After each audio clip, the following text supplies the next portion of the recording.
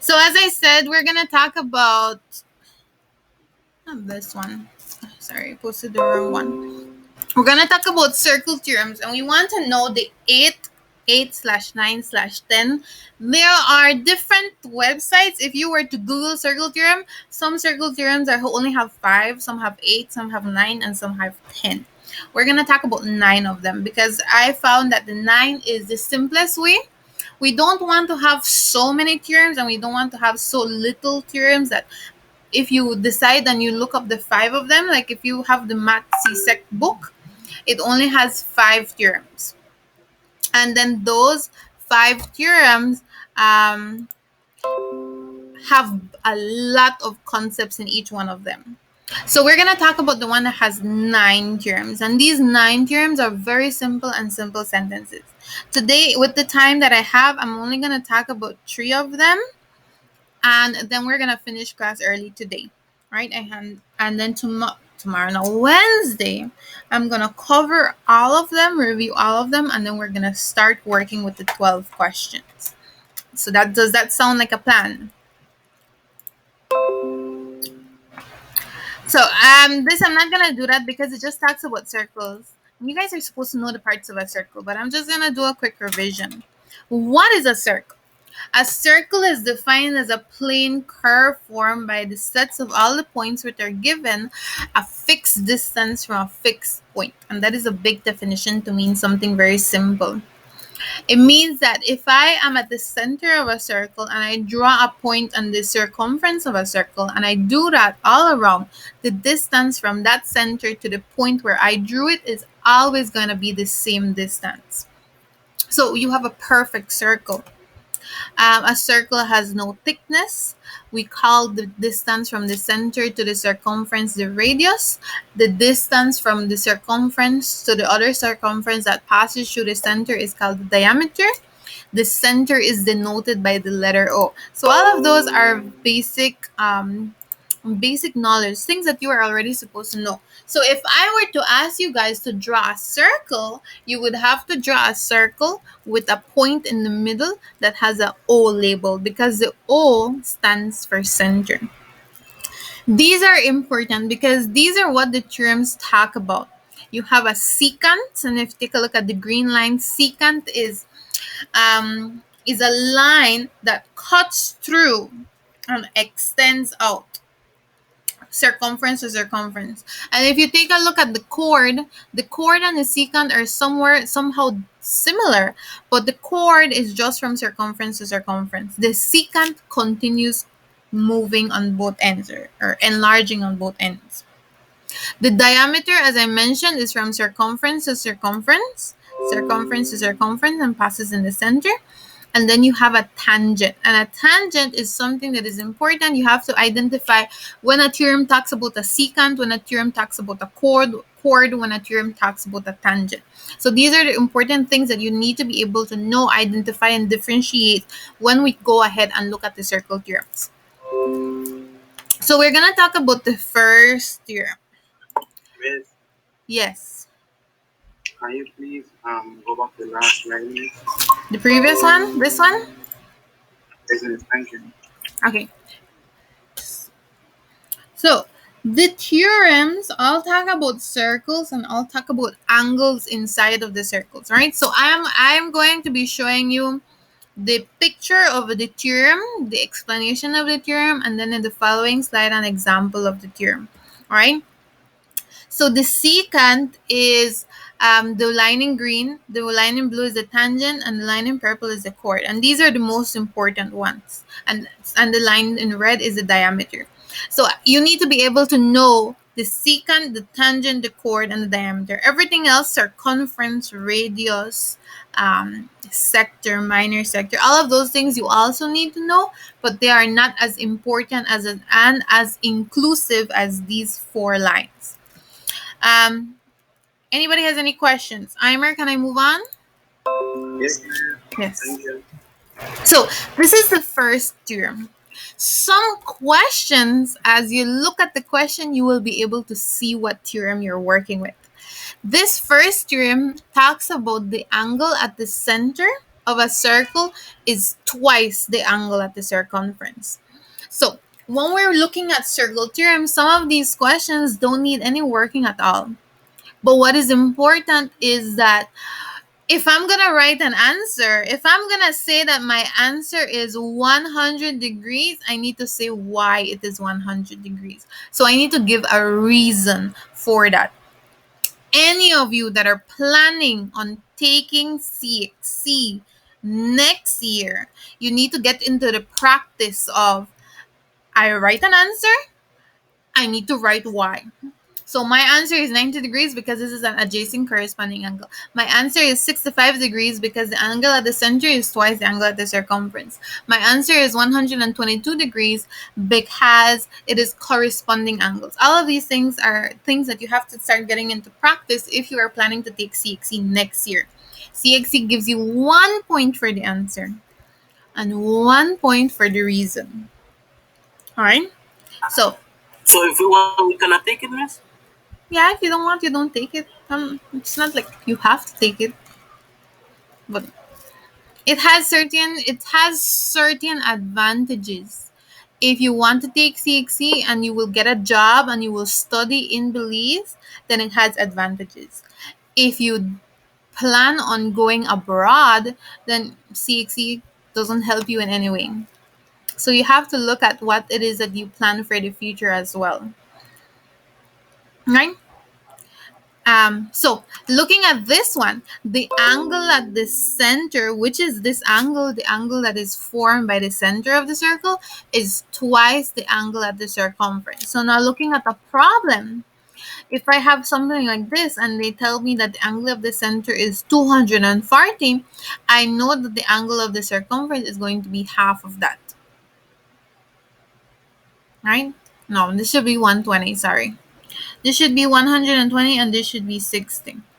So if this were to be 60, then this were to be 120. I created the diagram wrong. Sorry about this. But this is the basic idea, right? If I were to have 75 here, then I would have 2 times as that here. If I were to have 100 here, I would have half of that here. Everybody understands this first theorem?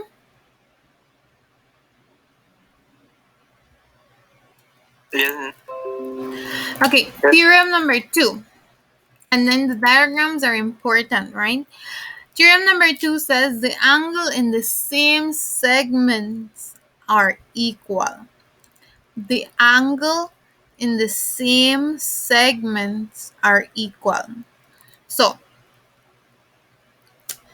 the same segment means like part of a circle, right? So, if I go back to my diagram that had the chord, the secant, the diameter, all of that. A segment is like from this blue line right here. This blue line, this is a segment. This piece is a segment. If I take the other side, this piece is a segment. If I take the other side, this piece is going to be a segment. All of these are segments. But what this is saying is that the angles in the same segment, so these two angles in blue, they're the same thing. These two angles in yellow, they are the same thing.